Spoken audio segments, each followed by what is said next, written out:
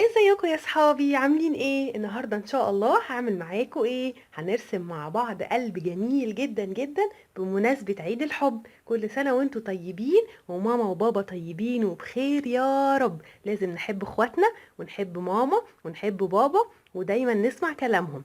يلا بينا، هاتوا الورقة والالوان وتعالوا عشان نرسم مع بعض احلى الرسومات.